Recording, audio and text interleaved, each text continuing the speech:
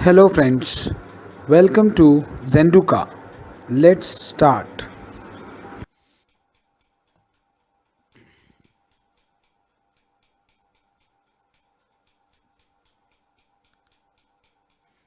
चलिए, हाँ, अब भाई आगे बढ़ते हैं। हम लोग स्टार्ट कर रहे हैं। हमने बहुत सारी चीजें देखी, FIFO, LIFO, weighted average, simple average, cost, NRV, manufacturing business, trading business, inventory valuation, बहुत सारी चीजें हमने कॉन्सेप्चुअली देखी हैं। अब और थोड़ा आगे बढ़ते हैं, जरा देखिए यहाँ पर आज डिस्कशंस करेंगे। हाँ, कंसीडर, चलो ठीक है, एक मिनट यहां पर हम लिखते हैं। आज एक नई मेथड पढ़ाते हैं आपको। पहले adjusted selling price method,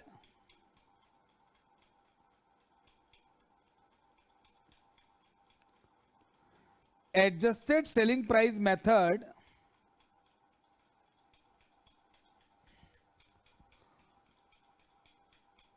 to value या to calculate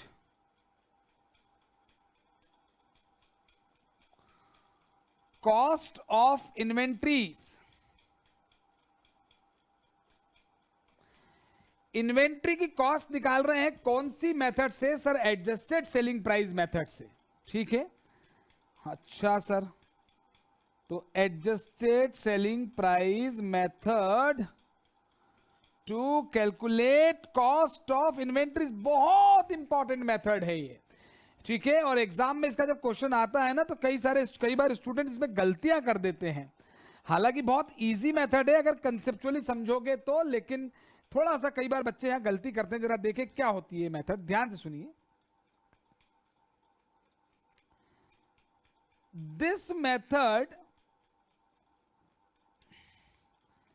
is used in retail business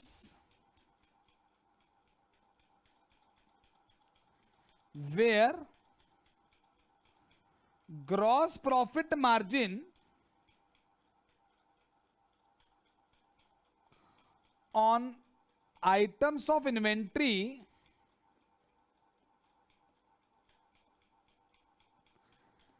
is same oblique fixed।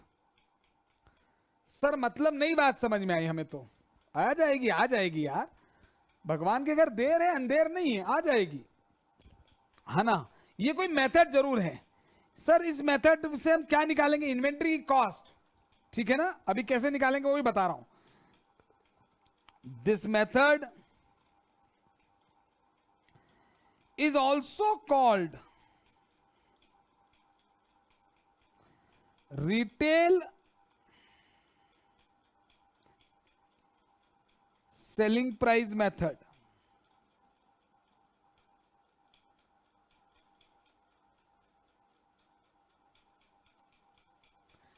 इसको इस नाम से भी बुलाते हैं, हालांकि जो ऊपर नाम लिखवा है ना एडजस्टेड सेलिंग प्राइस, वो बिल्कुल सही है। सर, आखिर इस मेथड में क्या होगा? देखो भैया, ultimately we have to calculate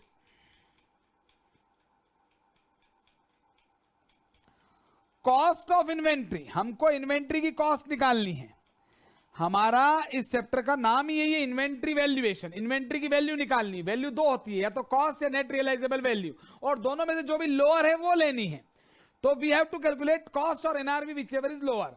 NRV निकालना हमने सीख लिया था, कॉस्ट निकालना भी हम सीख चुके हैं कई सारी मेथड से, ट्रेडिंग बिजनेस में अलग, मैन्युफैक्चरिंग में अलग।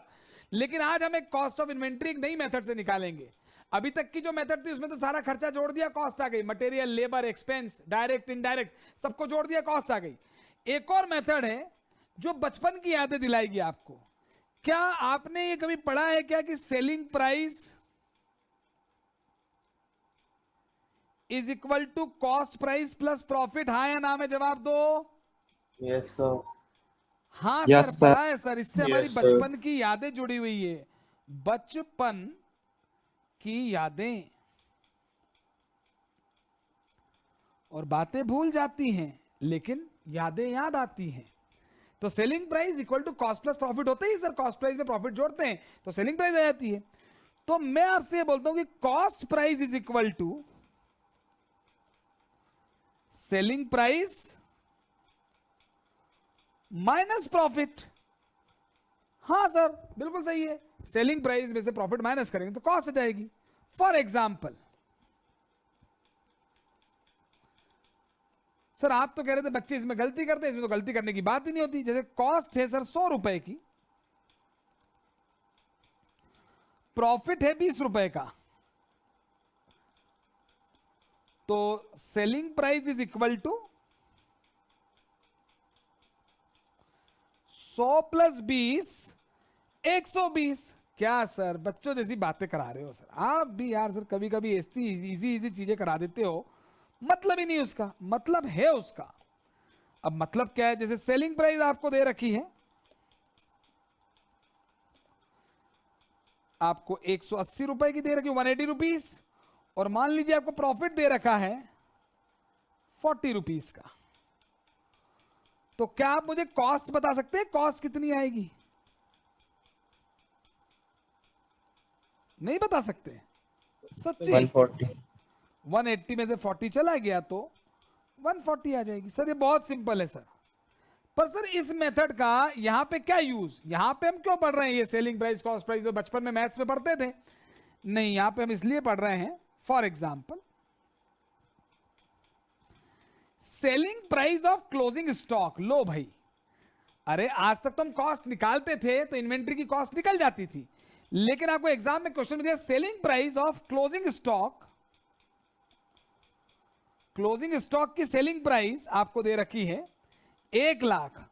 मतलब ये बिकेगा तो 1 लाख में बिकेगा, बिका नहीं है। बिक जाता तो सेल ही हो जाता ना, जो बिका नहीं है तो स्टॉक, पर बिकेगा तो उसकी सेल वैल्यू दे रखी है। इसको मैं ये भी कह सकता हूं, means sale value of closing stock.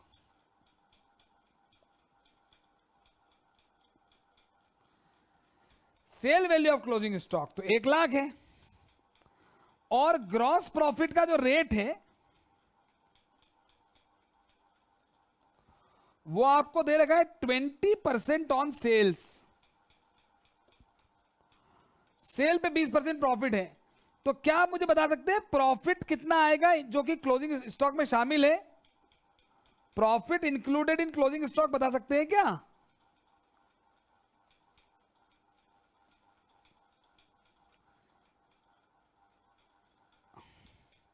कोई बता सकता है क्या? Profit 16,666। No no no no no no no no no no, गलत बात है। आपने कोई परसेंटेज बदल दिया शायद। नो, ये 1 लाख का ही 20% आएगा। क्यों? इसका रीजन सुनिए। ये आपको कौन सी प्राइस दे रखी है? Selling price. और प्रॉफिट का परसेंट भी किस पे दे रखा है? सेल्स पे दे रखा है ना आपको, हाँ या ना? हाँ सर। तो 1 लाख में 20% प्रॉफिट है, सिंपल है। जबरदस्ती आपने कुछ पॉइंट वाइंट में ले आए तो 20,000 रुपए आ गया। तो कॉस्ट ऑफ क्लोजिंग स्टॉक अगर आपसे पूछें, भाई देखो एक सिंपल तरीका तो एक, कॉस्ट ऑफ क्लोजिंग स्टॉक पूछे तो कॉस्ट निकाल दो। कॉस्ट कैसे निकालते हैं? ट्रेडिंग बिजनेस है तो उसकी परचेस प्राइस प्लस आने लाने तक का सारा खर्चा, और मैन्युफैक्चरिंग बिजनेस है तो material, labour, expenses, direct indirect सब बताया मैंने आपको। वो तरीका तो है ही, पर ये उल्टा तरीका, रिवर्स मेथड भी बोलते हैं इसको, कि आपको अगर स्टॉक की सेलिंग प्राइस पता है, सेल वैल्यू ऑफ स्टॉक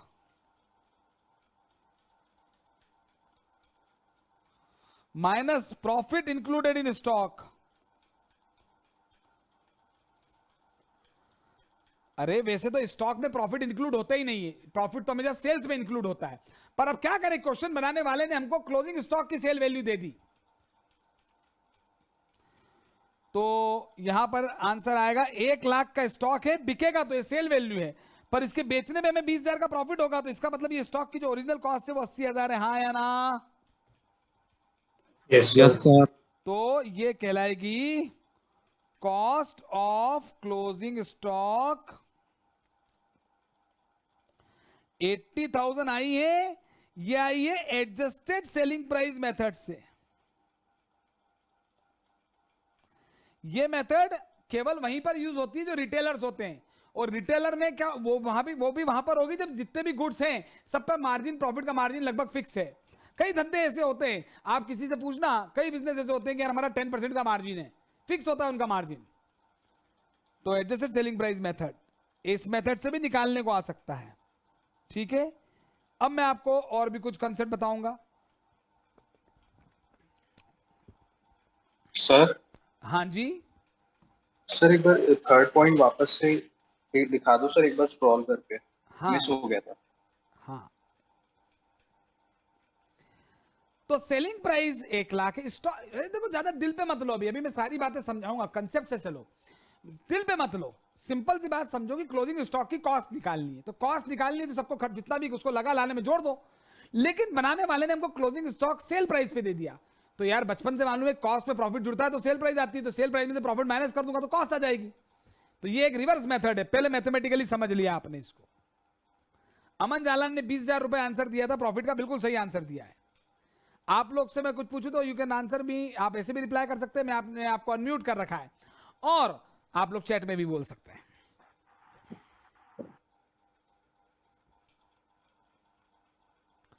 तो कॉस्ट ऑफ क्लोजिंग स्टॉक जी, कॉस्ट ऑफ क्लोजिंग स्टॉक हो गया क्या ये? यस। अब हम आगे बढ़ रहे हैं। अब देखो इंपॉर्टेंट टर्म्स में समझाऊंगा कुछ।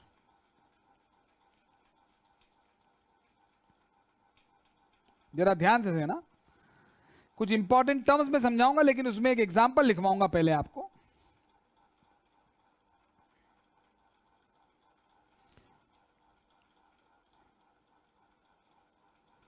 ये बड़ा इंपॉर्टेंट है, देखिए। 5 units purchased at the rate 10 per unit, 3 units sold at the rate 15 per unit. Opening stock nil, opening में स्टॉक था ही नहीं, और क्लोजिंग स्टॉक जो आया ओपनिंग में कुछ भी नहीं था, 5 यूनिट खरीदी, 3 बेच दी, तो कितनी आ गई? 2 यूनिट्स, राइट? यस। इसमें कहीं कोई डाउट नहीं आ सकता आपको कि हाँ सर सिंपल सी बात है, जिसको डाउट है वो चॉकलेट से समझ ले कि 5 चॉकलेट खरीदी, 3 खा गए, तो कितनी बची? अरे सर 2 ही बची सर। हाँ बस वही है क्लोजिंग स्टॉक, तुमने बेची नहीं, तुम खा गए, बस अंतर इतना सा है। और हाँ ओपनिंग होती तो बात अलग होती है, अभी पहले से कोई चॉकलेट थी नहीं, पहले से कोई स्टॉक था नहीं। सर मैं इंपॉर्टेंट टर्म्स क्या समझाओगे जरा देखना। कॉस्ट ऑफ परचेज यानी जो खरीदा उसकी कॉस्ट, कॉस्ट ऑफ सेल यानी जो बेचा उसकी भी cost, cost of closing stock यानी जो बच गया उसकी कॉस्ट। और सर और 3 बातें बताऊंगा जो देख के सुन के आपको आश्चर्य हो सकता है। सर क्या? देखो, सेल वैल्यू ऑफ परचेज,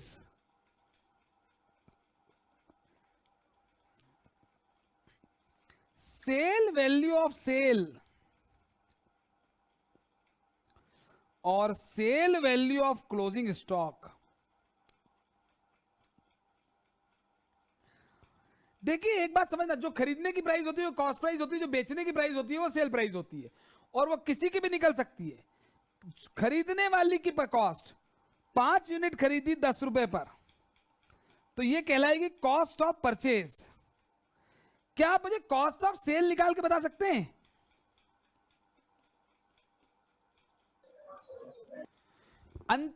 शब्द का मतलब समझो, शब्द का मतलब समझो। कॉस्ट ऑफ सेल या इसको कॉस्ट ऑफ गुड्स सोल्ड भी बोलते हैं। जो बेचा उसकी कॉस्ट, तो जो बेची वो 3 यूनिट थी और जो उसकी कॉस्ट थी वो 10 रुपए थी, राइट? अगर आपसे पूछे कॉस्ट ऑफ क्लोजिंग स्टॉक, तो जो बचे उसकी कॉस्ट ये 20 रुपए आएगी। आपसे बोले सेल वैल्यू, अरे समझना बात को, जो खरीदा है उसकी कॉस्ट होती है, जो बेचा है उसकी सेल प्राइस होती है, पर जो खरीदा, जो बेचा है उसकी भी कॉस्ट निकल सकती है और जो खरीदा है उसकी भी सेल वैल्यू आ सकती है। बताइए, कोई मुझे बता सकता है sale value of purchase?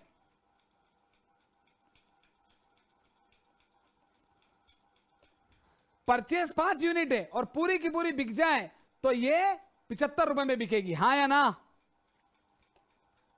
Yes sir. और आपसे पूछे सेल वैल्यू ऑफ सेल, तो ये एक्चुअल सेल ही होती है, ये आपकी एक्चुअल सेल होती है, वाकई में जो बिकी उसकी सेल वैल्यू। लेकिन जो खरीदी थी वो कितने में बिकेगी? 75 रुपए में बिकेगी, तो वो भी सेल वैल्यू है। और क्लोजिंग स्टॉक की सेल वैल्यू कोई बता सकता है? मैं नहीं बताऊंगा, आप बताना मुझे। क्लोजिंग स्टॉक 30 बिकेगा रुपए। तो कितने में बिकेगा? 30 रुपए। हाँ जी, 30। लेकिन 2 into 15 से, right?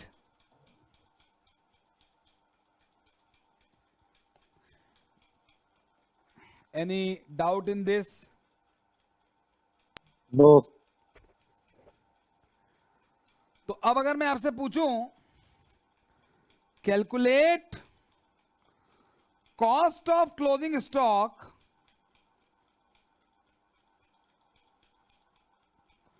Bye adjusted selling price method, वैसे तो 20 रुपए आएगी, कॉस्ट ऑफ क्लोजिंग स्टॉक तो 20 रुपए है ही, लेकिन एडजस्टेड सेलिंग प्राइस मेथड से निकालनी है।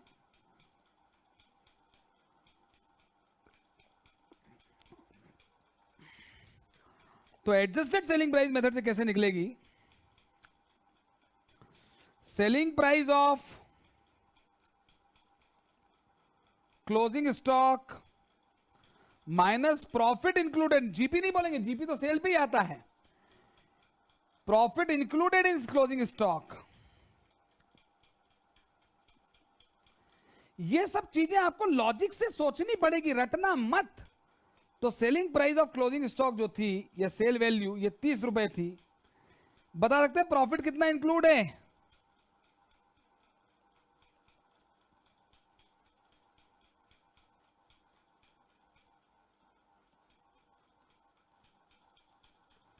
अरे भाई, 1 यूनिट 10 रुपए में खरीदते, 15 में बेचते, तो 1 यूनिट में 5 रुपए प्रॉफिट है, तो 2 यूनिट पे 10 रुपए प्रॉफिट है कि नहीं?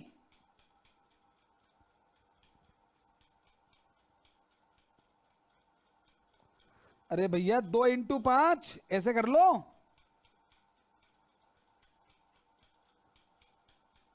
सर ये 5 कैसे आया? प्रॉफिट पर यूनिट, 1 यूनिट 15 में बेचेंगे और 10 में खरीदी है, तो 5 रुपए का प्रॉफिट आया ना एक पर। यस और no? Yes, sir. Hello hello Yes, hello, clear? Yes. अरे वैसे तो यहां पे 20 रुपए आएगा, खैर वैसे तो ये 20 रुपए डायरेक्टली निकला हुआ था, देखो ना आप यार। 2 यूनिट का क्लोजिंग स्टॉक है, हमें क्लोजिंग स्टॉक की कॉस्ट निकालनी है। 1 यूनिट 10 रुपए में खरीदी, तो 2 यूनिट 20 रुपए की, 1 यूनिट 10 रुपए की, 2 यूनिट 20 रुपए की, 20 रुपए का क्लोजिंग स्टॉक है। लेकिन सवाल में मान लो 20 रुपए नहीं दिया होता और आपको ऐसा दिया होता कि 30 रुपए की क्लोजिंग स्टॉक की सेल वैल्यू है और उसमें 10 रुपए प्रॉफिट शामिल है, तो 20 रुपए आ जाता कि नहीं? Yes sir. और calculate profit rate, profit rate निकालना सीख लो परसेंटेज में। प्रॉफिट का रेट हमेशा कैसे आता है मालूम है आपको? ये मैथ से। अच्छा ये मालूम, कई लोगों को हो सकता है टफ लग रहा हो, तो टफ अकाउंट्स नहीं, मैथ से। Numerator upon denominator into 100। Sir मतलब ये कि नीचे सेल वैल्यू लेना है, ऊपर प्रॉफिट लेना है, रिलेटेड प्रॉफिट लेना है।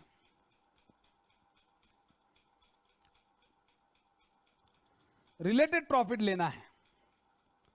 सर रिलेटेड प्रॉफिट मतलब, देखो बता रहा हूं, यहां पे ध्यान देना, मैं आपको बहुत एडवांस चीज सिखा रहा हूं, बहुत एडवांस चीज और बहुत इंपॉर्टेंट है ये। अगर 1 यूनिट बेची तो 15 में बिकेगी, 2 यूनिट बेची तो 30 में बिकेगी, 3 बेची तो 45 में, 4 बेची तो 60 रुपए में, 5 बेच दी तो 75 रुपए में। अगर 1 बेची तो प्रॉफिट 5 रुपए, 2 बेची तो 10 रुपए, 3 बेची तो 15 रुपए, 4 बेची तो 20 रुपए, 5 बेची तो 25 रुपए। इंटू 100% निकालने के लिए इंटू 100 इंटू 100 इंटू 100 इंटू 100, तो ये जो परसेंटेज आ रहा है सारे केस में सेम आएगा। आप कैसे भी निकाल लो, आपका जो प्रॉफिट का परसेंटेज है वो 33.33% है। आप कैसे भी निकाल लो, आपको मैं कह रहा हूं ना, मेरी बात मत मानो, दुनिया में आपने पहली 5वीं से लेकर 8वीं क्लास तक का मैथ्स पढ़ा है ना, आप वो अप्लाई कर लो, ये आपका जी प्रॉफिट का रेट उतना ही आएगा। ऑन सेल्स, नीचे डिनोमिनेटर में आपने सेल्स लिया है तो ये सेल्स वैल्यू पर है, ऑन सेल्स वैल्यू।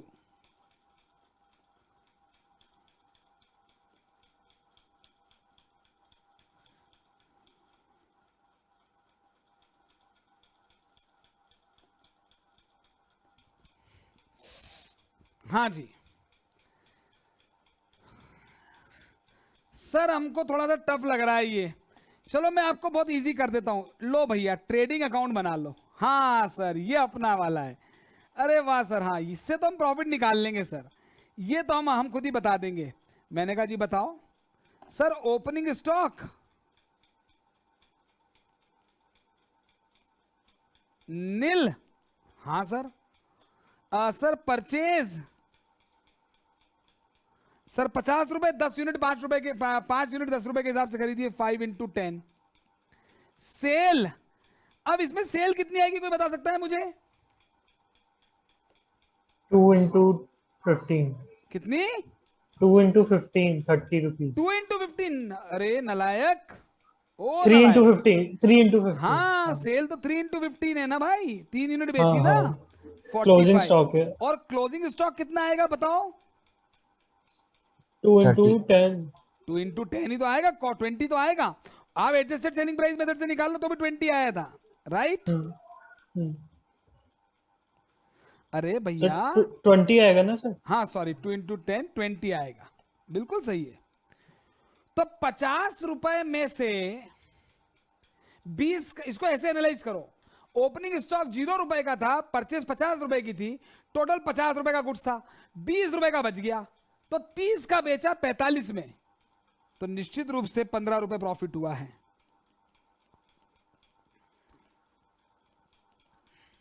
लो ठीक है ना?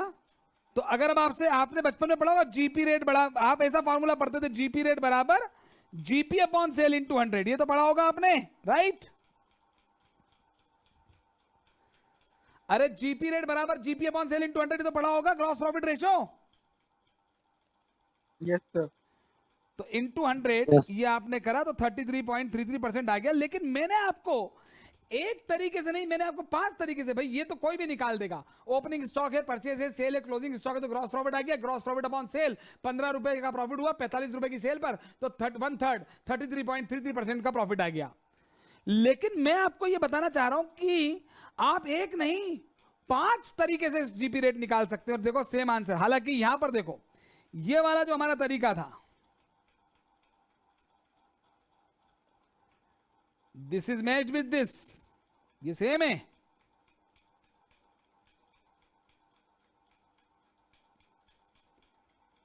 ये तो सेम ही है ना, सेम Yes, sir. सेम। तो ये तो एक्चुअली, लेकिन मेरा ये कहना है कि केवल आप जीपी अपॉन सेल से नहीं निकाल सकते। मैं एक कॉन्सेप्ट बताना चाहता हूं कि न्यूमरेटर और डिनोमिनेटर समझो। नीचे जितनी यूनिट की सेल वैल्यू लोगे, ऊपर उतनी यूनिट का प्रॉफिट ले लेना। तुमने नीचे 45 रुपए लिए, मतलब 3 यूनिट की सेल ली, तो ऊपर तुमने 3 यूनिट का प्रॉफिट 15 रुपए ले लिया। एक यूनिट बेचने पे, एक यूनिट 10 रुपए की खरीदी, एक यूनिट 15 में बिकेगी, तो एक यूनिट पे 5 रुपए प्रॉफिट होगा। तो इन पांचों एग्जाम्पल को समझो। एक यूनिट सेल की तो 5 का प्रॉफिट, 2 सेल की तो 10 का प्रॉफिट, 3 सेल की तो 15 का प्रॉफिट, चारों बेच दी तो 20 का प्रॉफिट, पांचों बेच दी तो 25 का प्रॉफिट। जितनी नीचे तुमने सेल यूनिट की वैल्यू ले रखी है, ऊपर उतनी का ही प्रॉफिट ले लो तो भी तुम्हारा जीपी रेट आ जाएगा। राइट और रॉन्ग? Right sir. तो इस सवाल में एडजस्टेड सेलिंग प्राइस मेथड ऐसे भी लग सकती थी, एडजस्टेड सेलिंग प्राइस मेथड से इन्वेंट्री कैसे आता है? एडजस्टेड सेलिंग प्राइस मेथड से कॉस्ट ऑफ क्लोजिंग स्टॉक निकालना है तुम्हें, तो sale value of closing stock,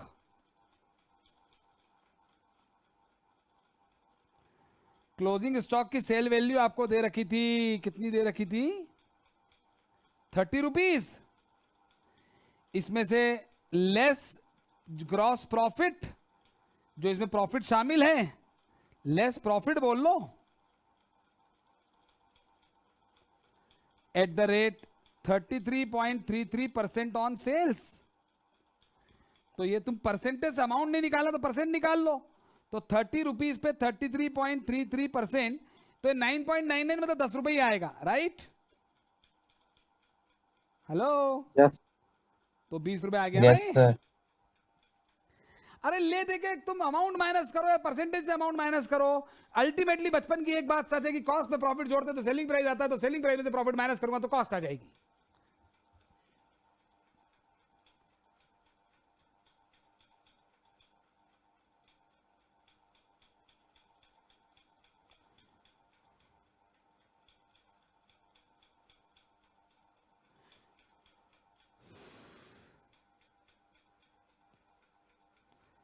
is this clear? Yes sir. चलिए, तो एक एग्जांपल लेते हैं हम। ओपनिंग स्टॉक नील, परचेज 2 लाख, सेल्स और closing stock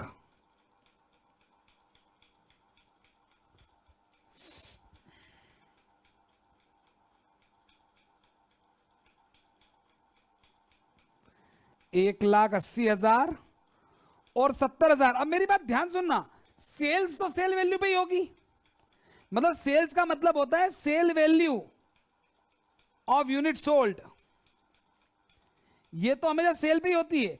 closing stock cost पे भी हो सकता है, पर यहां पे मैं क्लोजिंग स्टॉक भी आपको सेल वैल्यू पर दे रहा हूं। Calculate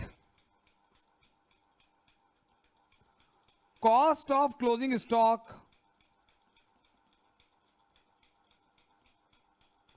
bye adjusted selling price method. मेरी बात वापस से समझ लेना एक बार फिर से। टॉपिक का नाम है इन्वेंट्री वैल्यूएशन। इन्वेंट्री का वैल्यूएशन होता है कॉस्ट और एनआरवी विचेवर इज लोअर पे। हमें एनआरवी भी निकालनी है, हमें कॉस्ट भी निकालनी है। एनआरवी निकालना हम सबसे पहले सीख चुके हैं, फिर कॉस्ट हमने निकालना सीखी, एक ट्रेडिंग बिजनेस के लिए, मैन्युफैक्चरिंग बिजनेस के लिए। और आज भी हम कॉस्ट ही निकाल रहे हैं, लेकिन कॉस्ट किससे निकाल रहे हैं?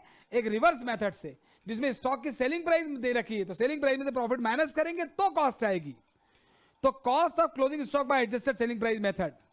अब जरा देखना यहां कैसे निकलेगा। Cost of closing stock is equal to sale value of closing stock. ये मैं फिर बता रहा हूं, ये 70,000 रुपए स्टॉक की कॉस्ट नहीं है, ये जब भविष्य में स्टॉक बिकेगा तो 70,000 में बिकेगा, इसमें प्रॉफिट भी शामिल है। Sale value of closing stock, बता सकते हैं इसमें से क्या माइनस करना पड़ेगा? मुझे जवाब चाहिए आपसे। प्रॉफिट। कौन सा profit? Included in sale value. हाँ, जो इसमें इंक्लूड है। जीपी नहीं, जीपी तो सेल पे होता है। जीपी तो वो प्रॉफिट होता है जो जीपी वो प्रॉफिट होता है जो कि वाकई में जो गुड्स बिक गया उस पर आपको मिल गया है। Profit included in closing stock. अब इस सवाल में तो मैंने आपको कुछ दिया ही नहीं है, कोई यूनिट्स तो दे नहीं रखी है, पर यूनिट भी नहीं दे रखा है, तो ये यहां पर तो 70,000 आएगा। अब यहां पर आपको प्रॉफिट माइनस करना पड़ेगा।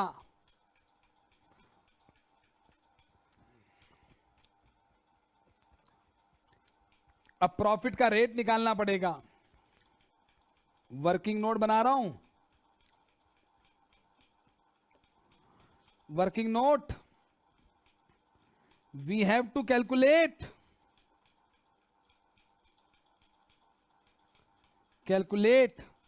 प्रॉफिट रेट, प्रॉफिट का रेट पता चलेगा 2%, 5%, 10%, 20%, तो ही तो अमाउंट आएगा। और मैं अब आपको इसलिए मैंने क्यों इतना समझाया था, जरा ध्यान से सुनना। कई लोग सोचेंगे कि ट्रेडिंग अकाउंट बना के हम प्रॉफिट निकालने की कोशिश करेंगे। तो यहां पर जी ओपनिंग स्टॉक तो नील है, परचेज 2 लाख है, सेल 180 है। क्या क्लोजिंग स्टॉक बता सकते हो आप कितना आएगा? नहीं, बताओ जल्दी।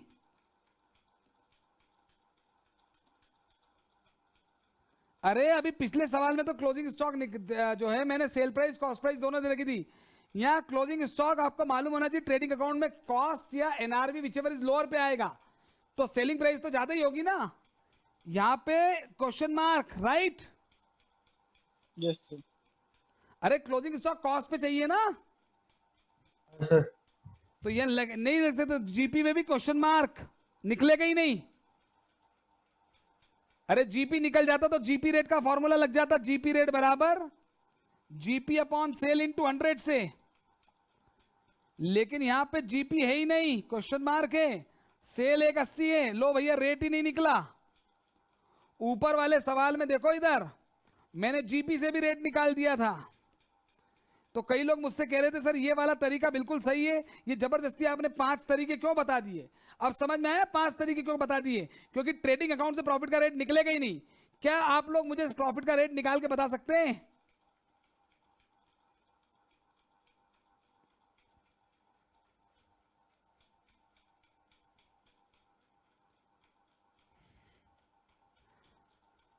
मैं आपको एक चीज हिंट दे रहा हूं, ये जो पिछले वाले सवाल में 5वां फॉर्मूला था ना, ये लगेगा इस सवाल में।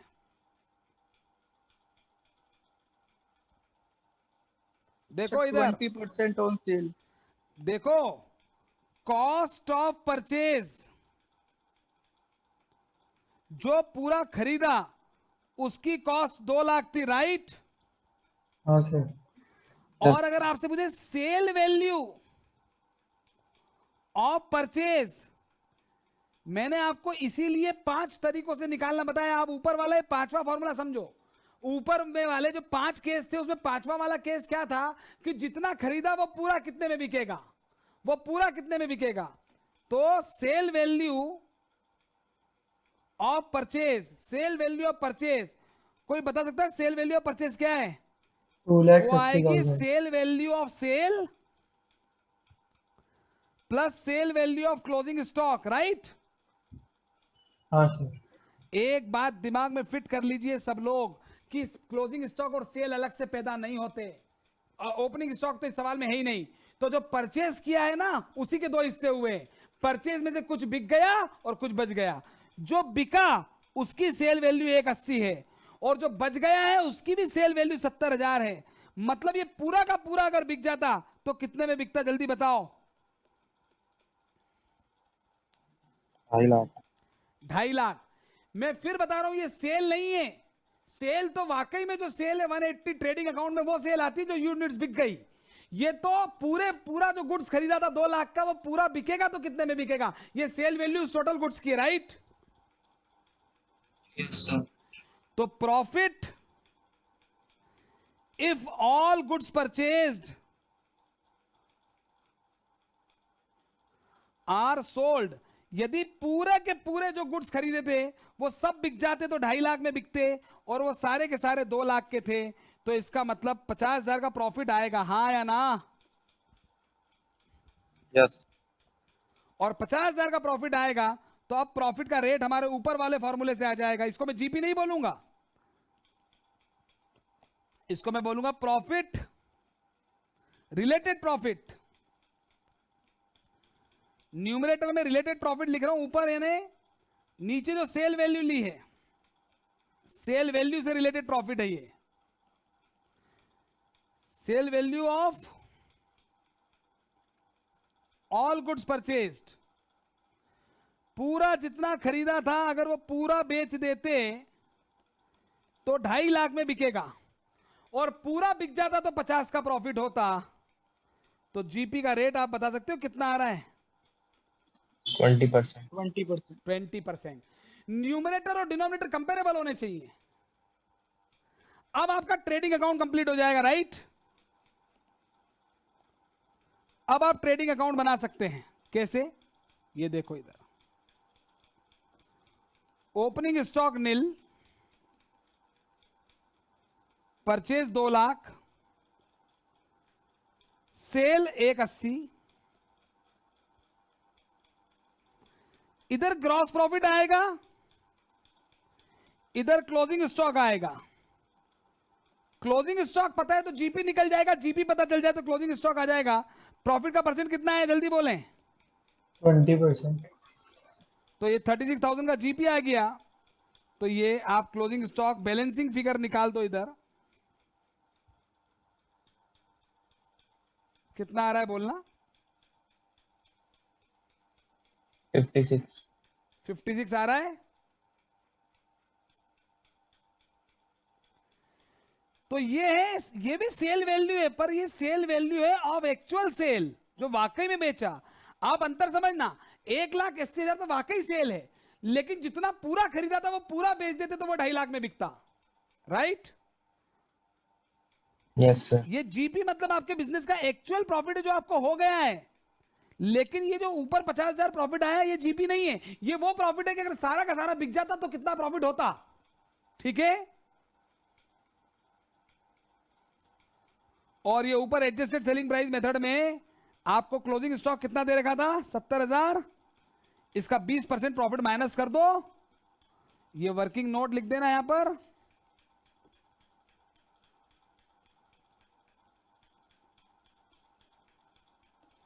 तो 70,000 में से 14,000 क्या, देखो कितना आ रहा है?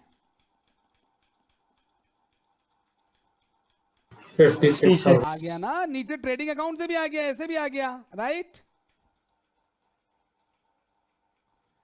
ये मैंने ट्रेडिंग अकाउंट से निकाल के भी बता दिया।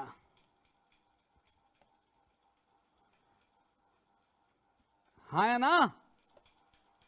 हाँ सर। यस तो आपको इस बात को समझना चाहिए कि जो खरीदा उसकी कॉस्ट, कॉस्ट ऑफ परचेज, जो बेचा उसकी cost, cost of sale, cost of good sold, जो बचा उसकी cost, cost of closing stock, जो बेचा उसकी sale, sale value, sale value of sale, वो एक्चुअल सेल होती है। लेकिन जो खरीदा था उसकी सेल वैल्यू, तो उसको बोलेंगे sale value of purchase. Closing stock की सेल वैल्यू, तो sale value of closing stock, right? Yes sir. तो या आप इसको ऐसे समझिए कि ये कैसे निकाला मैंने वापस। टोटल गुड्स 2 लाख का खरीदा था, जो बिक गया वो 180 में बिका, और जो बचा है वो भी 70 में बिकेगा। तो अल्टीमेटली टोटल गुड्स कितने में बिकेगा? 2.5 लाख में। तो 2 लाख का माल 2.5 लाख में बिकेगा, मतलब 50,000 का प्रॉफिट होगा, मतलब 20% प्रॉफिट है। यहां क्लियर हो गया, 2.5 लाख पे 20% है। हाँ, सेल वैल्यू पे निकाल रहे हैं हम। 2 लाख पे 50,000 तो 25% आता है, 2.5 लाख पे 50,000 20% आएगा। Is this clear? Yes sir. तो आपको अब समझ में आया कि मैंने बिना ट्रेडिंग अकाउंट बनाए पांचों मेथड क्यों करवाई आपको जीपी रेट निकालने का कॉन्सेप्ट क्लियर होना चाहिए। मैक्सिमम बच्चे क्या समझते हैं, GP rate is equal to GP upon sale into 100। तो जीपी पता होगा और सेल पता होगी तो ही जीपी रेट निकलेगा। अब यहां पे तो इस सवाल में आपको देखो जीपी रेट पता ही नहीं थी, जीपी पता ही नहीं था आपको। जीपी क्यों नहीं पता था? क्योंकि क्लोजिंग स्टॉक की कॉस्ट नहीं पता थी। तो जीपी अपॉन सेल इनटू 100 तो लग ही नहीं सकता यहां पे। तो इसलिए वो 5 में से एक फॉर्मूला काम आया, और वो 5वां फॉर्मूला काम आया, इंपॉर्टेंट, इस पे स्टार बना लो आप। ये फॉर्मूला एग्जाम में आपको 100% काम आएगा, इसी पर बेस्ड क्वेश्चन एग्जाम में आएगा। मैं बता देता हूं आपको पहले से ही, भविष्यवाणी कर रहा हूं मैं, ये एग्जाम में आएगा आपको कि नीचे उतने की सेल वैल्यू ले लो जितना पूरा माल है, और पूरे का प्रॉफिट ले लो।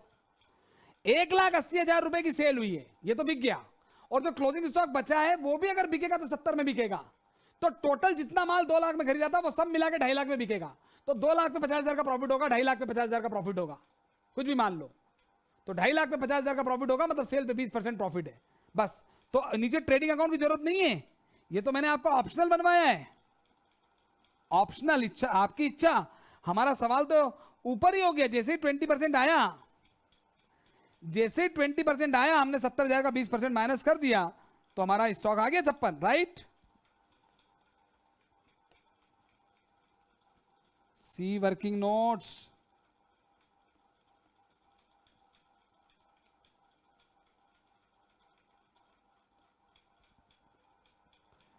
पर मैंने आपको ट्रेडिंग अकाउंट निकाल कर भी बता दिया।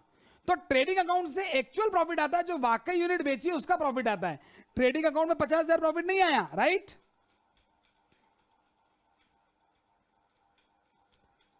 Is this clear? Any doubt in this? No, sir. So this is adjusted selling price method.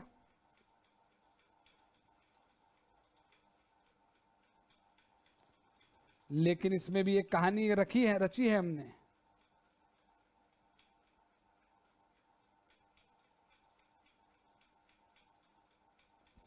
ये जो हम कर रहे थे यहां पर, इस वाले एग्जांपल पे हेडिंग डालिए, एडजस्टेड सेलिंग प्राइस मेथड का सवाल है ये।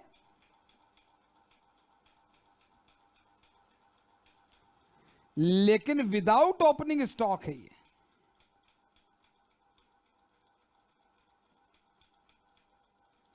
इसमें ओपनिंग स्टॉक नहीं है।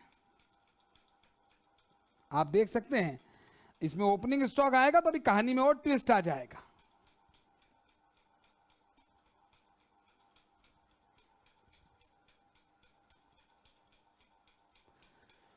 तो बस एक आखिरी नोट आज लिखे, इंपॉर्टेंट। आज आपको थोड़ा सा नोट्स हम बता रहे हैं क्योंकि आने वाला टॉपिक फाइनल अकाउंट है और बड़ा इंपॉर्टेंट टॉपिक है। यहां पर हम फाइनल अकाउंट्स का भी बेस बनाते हुए चल रहे हैं।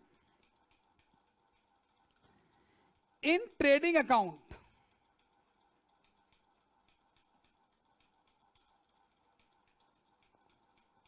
ओपनिंग स्टॉक किस पर आएगा? कोई बता सकता है कौन सी प्राइस पर आता है? कॉस्ट और NRV whichever is lower. अरे स्टॉक तो कॉस्ट और NRV whichever is lower पे आएगा ना। परचेज हमेशा किस पर आएगी? वो तो कॉस्ट पे ही आएगी। डायरेक्ट एक्सपेंस कितने पर, किस पर आते हैं? कॉस्ट पे ही आते हैं। जो खर्चा हुआ वही लिखते हैं। सेल्स किस पर आती है? सेल वैल्यू पर। और क्लोजिंग स्टॉक किस पर आता है? अरे स्टॉक तो कॉस्ट और NRV whichever is lower पर ही आएगा।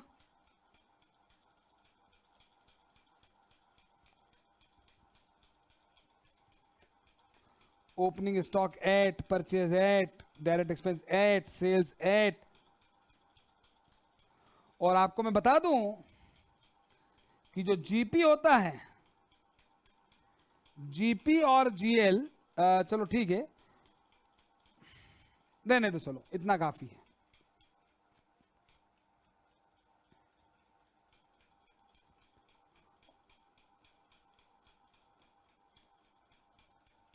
Is this clear?